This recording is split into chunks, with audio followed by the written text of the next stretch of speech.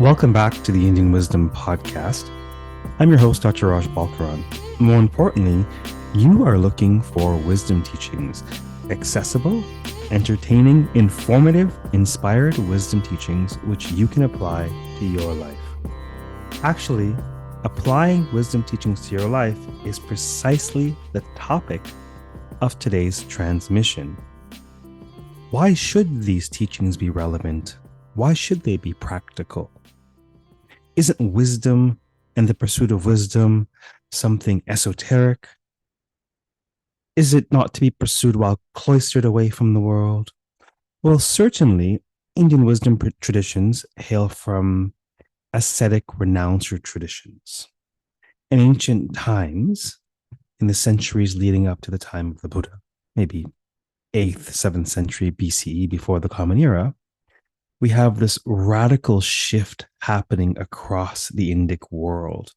Now, we really have no way of knowing for how much longer prior to this that these shifts have been in place, but we are aware that they occur at this epoch because of the textual evidence, because of the composition of the prime wisdom texts, the first wisdom texts that we see in ancient India, the Upanishads.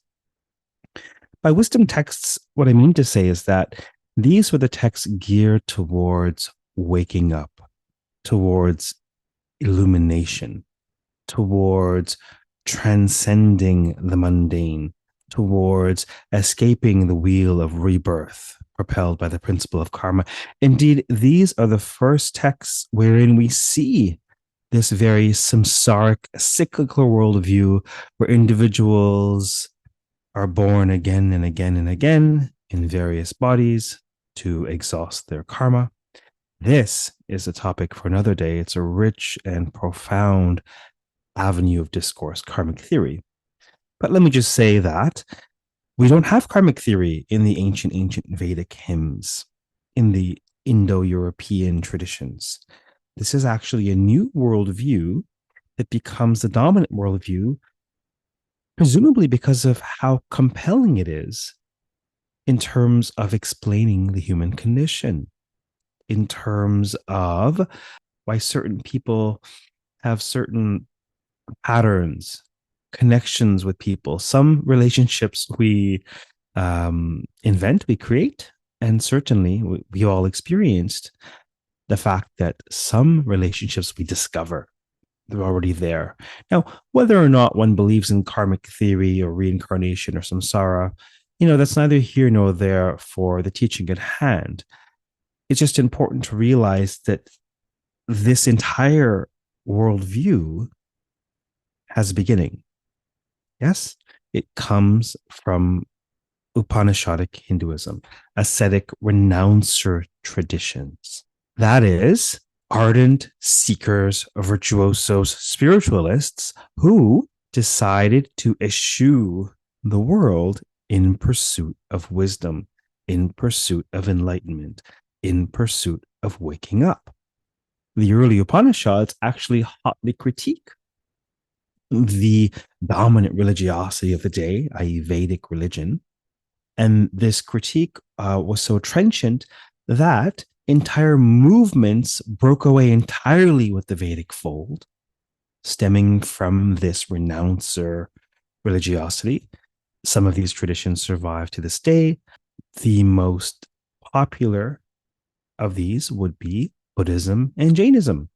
These all stem from renouncing traditions. Unlike Buddhism and Jainism, which break away entirely from the Vedic world, we have the Upanishadic traditions, we have Brahmanism folding back in this very important spiritual ethos, this ethos of asceticism and the pursuit of waking up and liberation. Now, are these not at odds? Is life in the world, looking for comforts and satisfactions and goals, is that not at odds with life in pursuit of truth, life in pursuit of liberation, of waking up? Right? In other great world traditions, we have, for example, monastic traditions. For example, in Christianity, there are many orders of monastic traditions where individuals are cloistered. They may renounce partnership, renounce parenthood, renounce vocation, renounce earning a living, etc., etc., monks, nuns, etc., etc. But in Indic traditions, what we have, although we do have vibrant monastic traditions within the Indic world, what we have is that ascetic ideology, the wisdom of the ascetics folded back into the world. What do we mean by that? Well, there's this little text called the Bhagavad Gītā. I'm sure this will not be the last time we touch on this text. It's a rich and glorious work. It's a literary masterpiece, actually.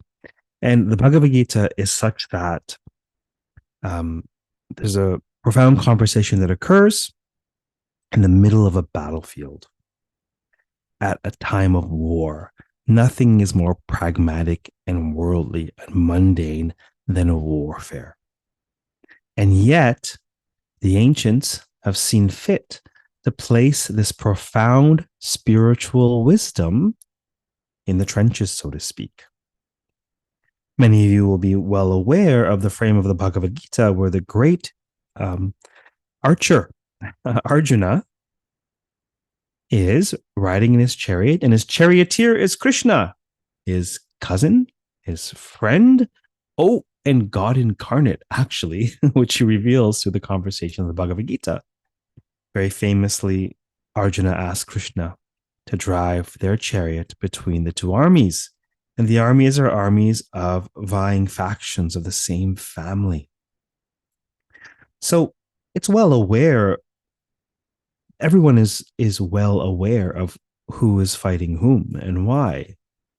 They have been trying to sue for peace for months. They've tried everything. And they've realized that there is no resort left but warfare.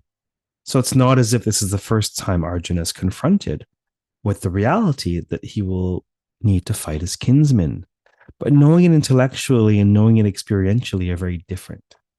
So while faced with his kith and kin amid the opposing army, he laments. His senses dry up. Yes, he's racked with anxiety, depression, perhaps. He's pained. He's full of angst. His great Gandiva bow drops from his hand, and he slumps down in his chariot, and he says to Krishna, I will not fight.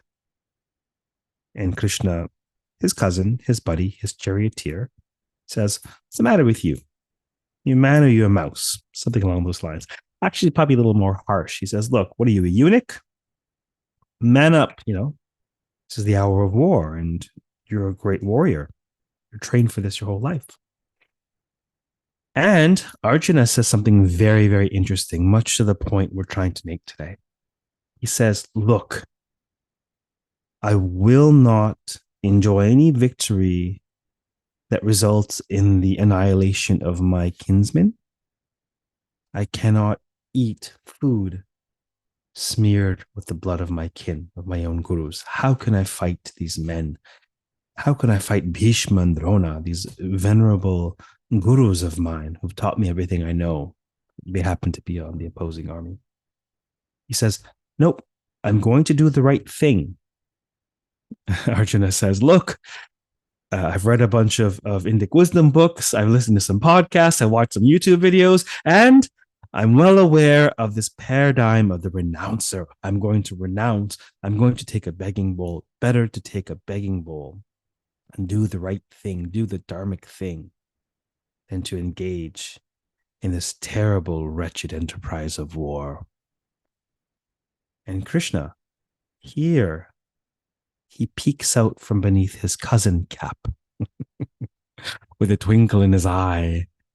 And he says, Arjuna, much like many of these YouTube talking heads, you say the right words, but you're a parrot. You're parroting wisdom, but you're not really wise. How does Krishna know this? Well, Krishna continues to say to him, Krishna's very smart, obviously. He says, you're not wise because you're grieving, because you're upset. Where there's lamentation, there is no wisdom. And where there's wisdom, there is no lamentation. Krishna goes on to say, look, the wise do not grieve for the living or for the dead. Why? He says, never was there a time when I was not, or you were not, or these lords of earth were not. And never will there come a time when we cease to be. Wow. Dizzying. You know, Krishna's panning from camera 1, ensconced in the enterprise of war, to camera 2, where there's more expansiveness, where there's space to contemplate existence, where there is the assertion that we are more than we think we are, more than these minds, more than these bodies, more than these actions in which we are ensconced, more than the mortality that we identify with. He's panning to camera 2 because there is no Indic wisdom without this grander perspective of samsara, of the cycle of rebirth, of the machinations thereof, of your place therein. Yes? Upanishadic Hinduism or ascetic ideology in the Indic world is predicated upon the realization that we are trapped in the cycle of rebirth.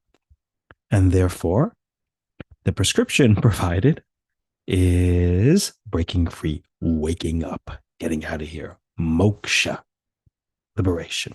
We have to find a way to bring together the dharma, i.e., the conduct, the righteousness, the virtue, the code, the dharma of world affirmation from Vedic thought, and the dharma of world abnegation, the dharma of asceticism from Upanishadic thought.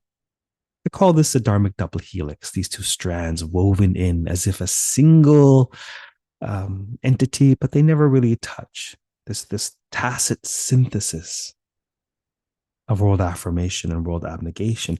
And it's Krishna's job, as it is the Mahabharata's job, to find a middle path where you are in the world, but not of the world, where you are called to engage the world, but not to be consumed or destroyed or diluted by it. Really, what the Bhagavad Gītā is advocating is a third and potentially higher path. Yes, we'll talk about these 3 paths in a moment.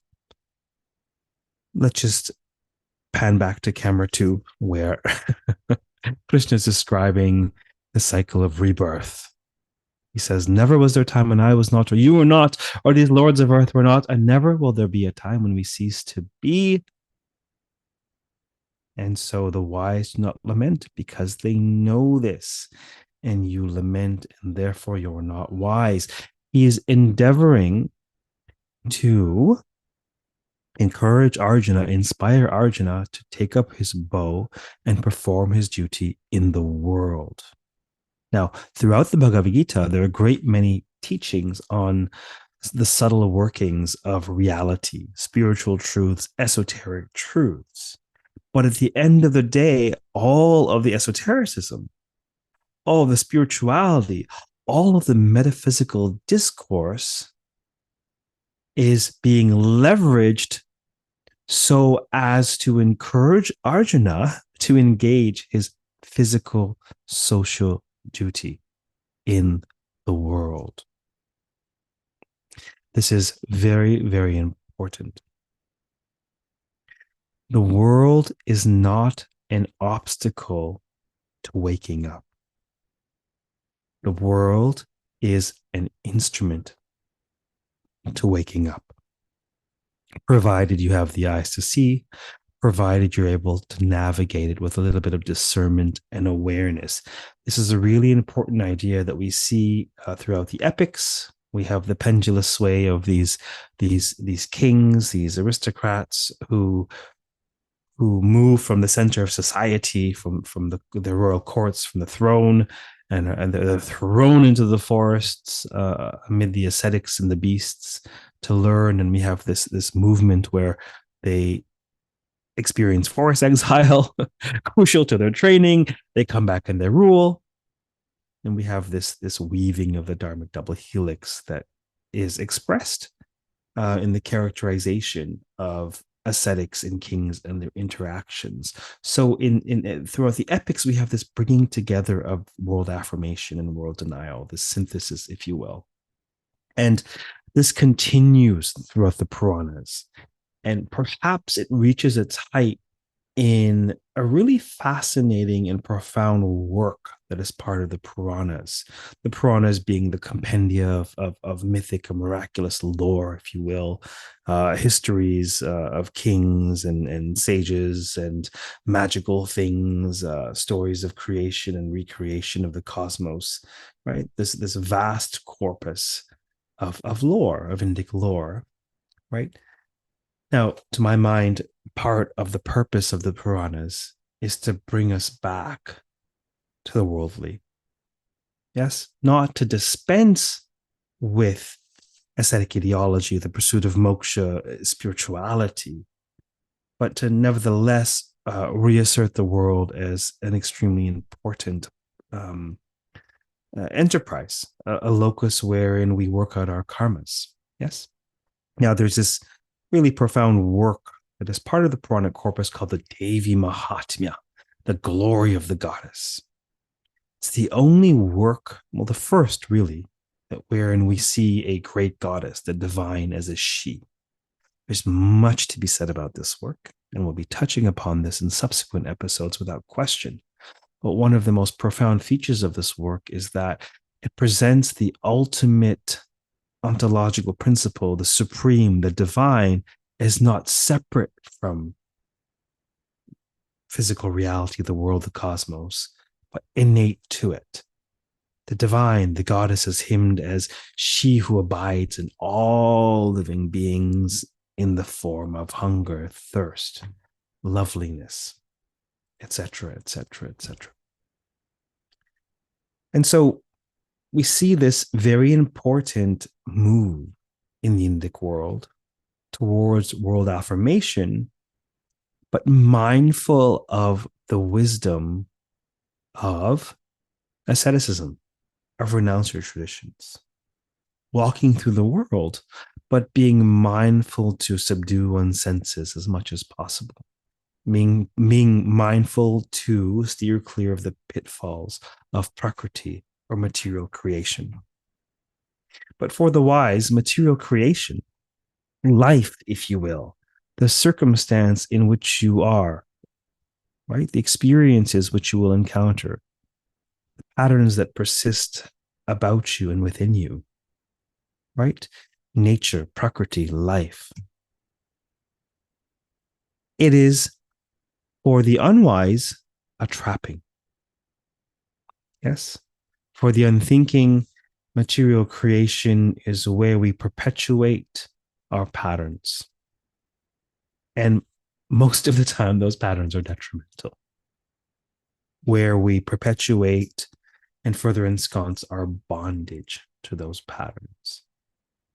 Yet, for those who are paying attention, for those who are alert, life is laden with life lessons. We have this beautiful expression in English, life lessons. What does that mean? Well, when you pay careful attention to the experience of life lessons, there's so much presumed therein that life somehow is capable of teaching you, that you are capable of learning. Now, this isn't about information.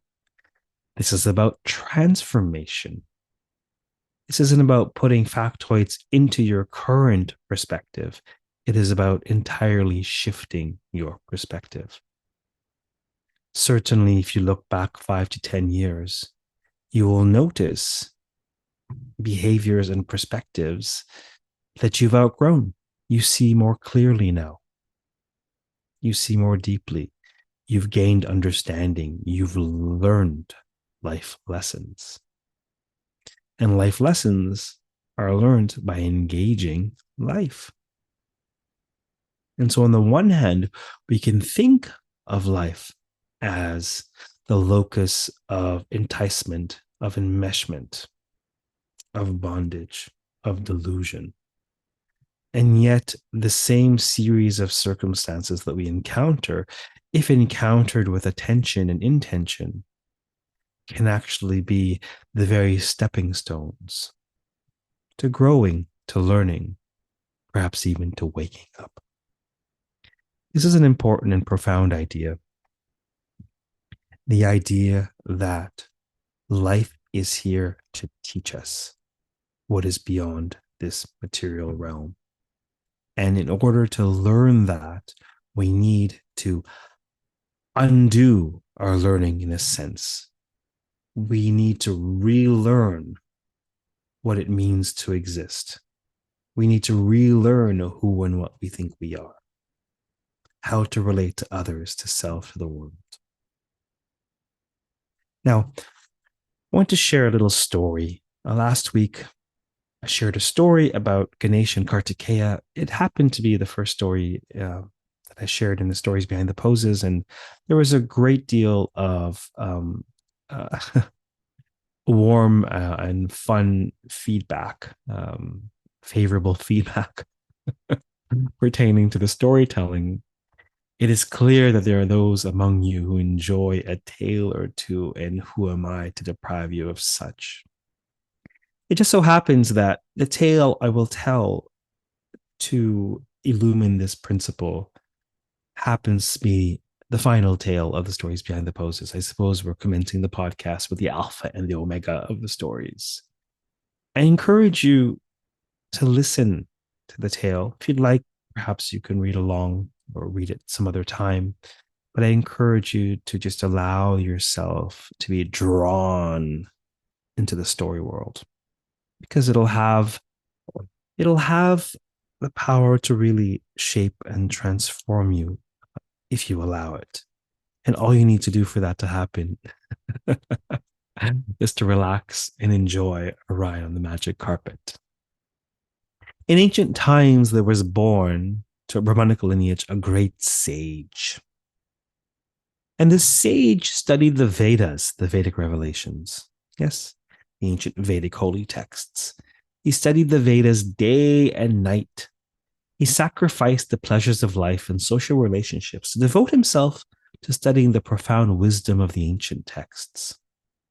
By the end of his life, after decades of dedicated effort, his learning was great indeed, but it was not complete.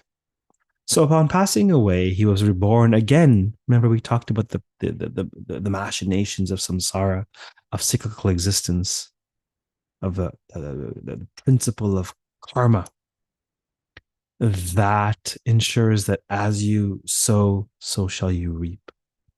But the reaping cannot possibly be done in a single lifetime. And so subsequent lives are programmed for the reaping. And so too our patterns, our vasanas, carry through from life to life. Yes. So upon passing away, he was reborn again into a Brahmanical lineage of great repute and was again afforded access to Vedic learning. He brought with him in this second life all of the instinctive knowledge and momentum of the previous life study. And unconsciously, there's so much that we unconsciously know, isn't it? Unconsciously, he knew his learning was incomplete. So he redoubled his efforts. He sort of sensed he was on a mission to get this done, to learn as much as he possibly could. So he redoubled his efforts in this second life and studied passage after holy passage, day and night, memorizing the entire Vedic revelations and gaining insight into these sacred scriptures. As all creatures' lives rise and fall by the wheel of samsara, the second life too came to an end, and he left his body to enter another for a third incarnation. In this third life, the sage was ablaze from a very young age with a passion for Vedic learning. Reborn again in Vedic circles, he was a child prodigy, astonishing adults with the knowledge he possessed. As unassuming as children might seem, they may in fact possess lifetimes of training already. Have we not met children who are bizarrely and strangely and charmingly wise or skilled for their age. Where many 10-year-olds are 10-year-olds, and some 10-year-olds are 40-year-olds. We've all met such children and such people at various stages in their life. Yes. Perhaps it's such that they have learned life lessons previously that others are currently yet working on. Yes. So he kindled this fire throughout his life and lived and breathed the Vedic revelations, learning them, knowing them backwards and forwards, inside and out. By the end of this life, he was confident that no living soul knew the Vedas better and that his task was complete. He had mastered the Vedas. And so, of course, he thought to himself his training was complete. So, on his deathbed, he concentrated on the supreme, on the divine, so as to access the heavenly realms. The great god Shiva, the great ascetic, the great yogi, Yogeshwara, Pashupati, the lord of beasts, appeared before the sage. Noble sage, great is your learning indeed. You have in fact been studying the Vedic revelation with passion and dedication for the last 3 lifetimes straight. Where you see Shiva had access into, the karmic account. I suppose he pulled up his iPad and called up the man's account. With this, the Lord presented the sage with a handful of dirt and said, "This represents learning you amassed in your first life dedicated to Vedic learning." The Lord then presented a larger handful of dirt and said, "This represents the learning you amassed in your second life." Lord Shiva, then presented the sage with a brimming handful of dirt, one that could scarcely fit within his grasp. And this great sage represents the learning you have amassed in this third blessed life of yours. The sage was so content, with a smile upon his lips, he said, "Now that my learning is complete, great Lord Nilakanta, O blue-throated God, will you take me to your celestial abode? Beloved sage, these fistfuls of dirt represent the learning you have amassed.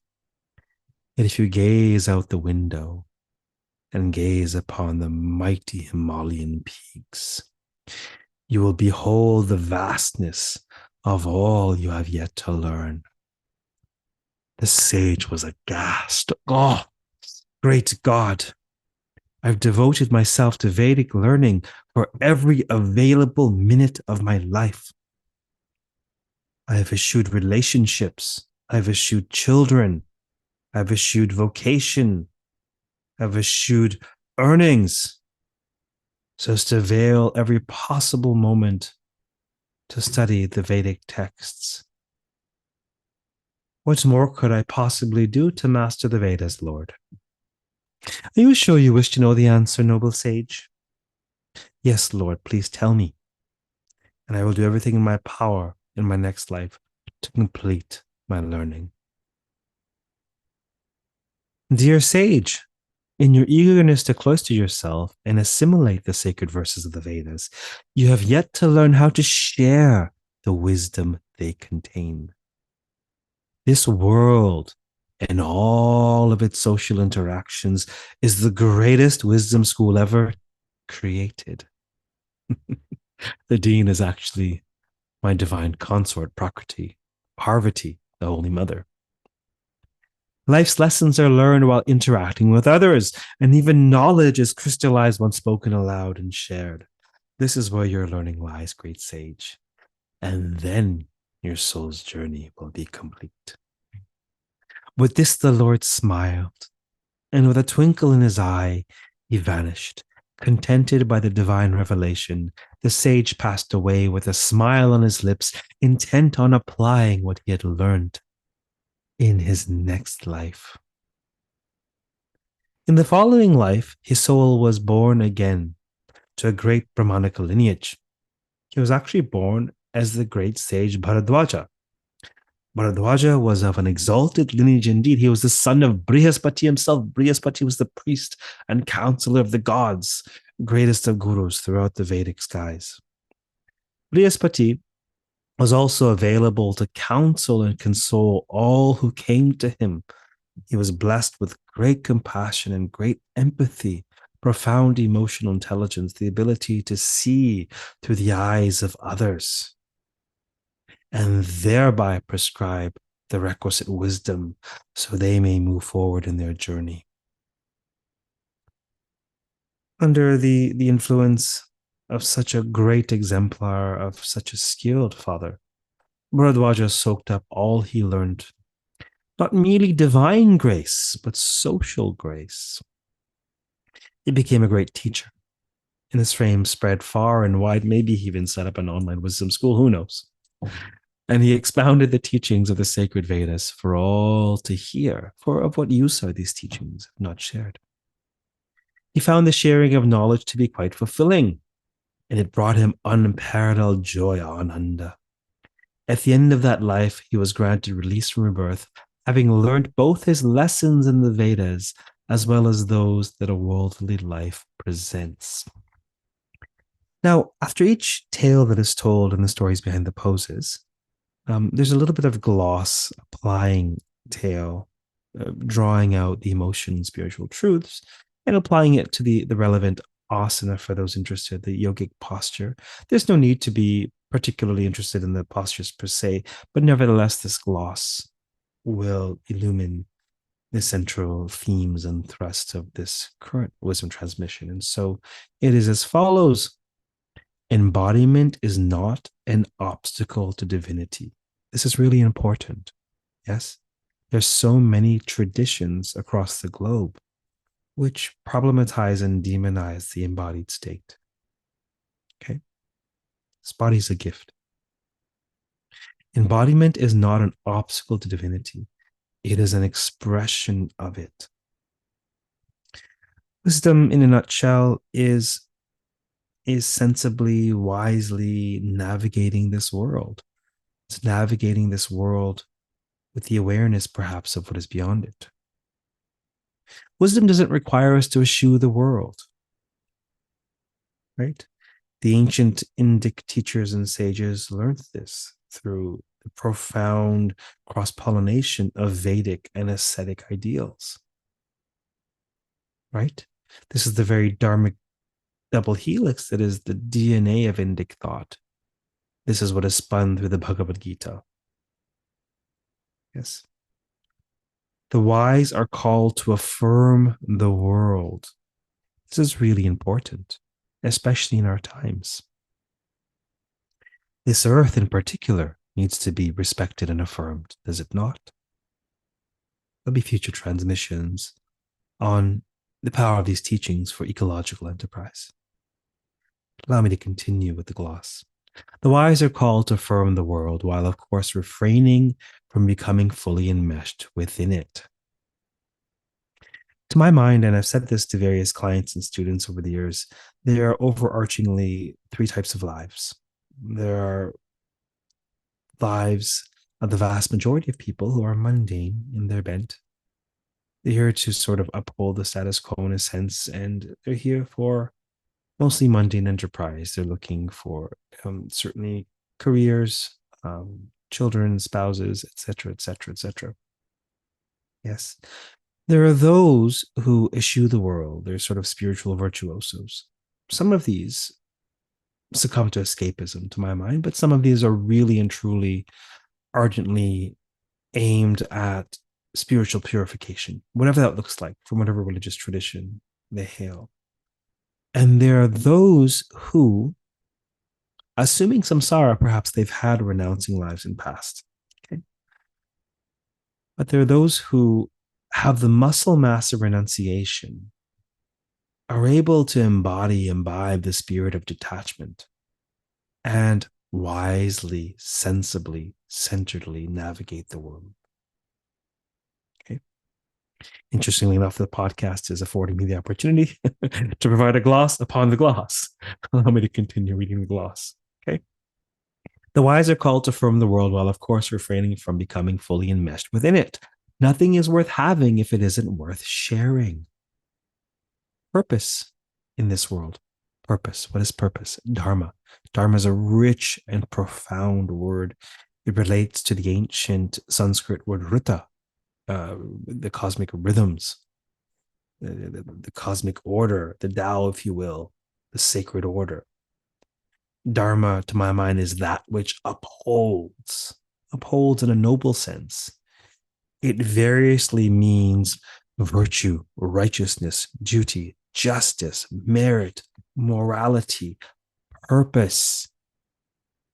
It is unwise to pursue your purpose, lest your purpose be wedded to some greater purpose, morality, virtue, dharma. Purpose in this world is defined by service to others. Okay? Whenever I facilitate folks finding their purpose, typically through one-on-one consultation, one of the tools that I call to mind is this Venn diagram of purpose is sort of the overlap of everything you're really, really good at, that which you really, really enjoy, and that which others really want and need. It's a little more complex than that, but nevertheless, that is an important facet of purpose. Purpose in this world is defined by service to others. Imagine the impact you have when you teach what you know. And the transmissions ripple down, touching life after life, illuminating situation after situation. This was the wisdom Bharadwaja needed in order to multiply his fistfuls of dirt to become akin to the Himalayas themselves. Now, this tale in this class is told for a yogic posture named after Bharadwaja called Bharadwajasana. Okay? It requires a bit of a twist and a facing backwards. And so I continue in the gloss to say, sometimes you will need to twist and change directions to get where you need to go. You may be so focused on the goal ahead that you forget to look back and appreciate the people, places, and things, the circumstances, the lessons you are leaving behind. But take this abdominal twist as a chance to look in your rearview mirror and to wring out emotional blocks. Take the opportunity to recalibrate your vision. Sometimes looking back is the way forward. Now, it is my intention that this transmission be an ode in homage to embodiment and world affirmation, to share the wisdom of revering, of valuing this embodied state, this planet, and life on this planet. This is crucial, particularly in these times. Now you can look forward to more similar wisdom transmissions, weekly wisdom transmissions on the podcast. I'll also be having some really fascinating guests that I'll be interviewing. Maybe I'll even let them interview me, you will see.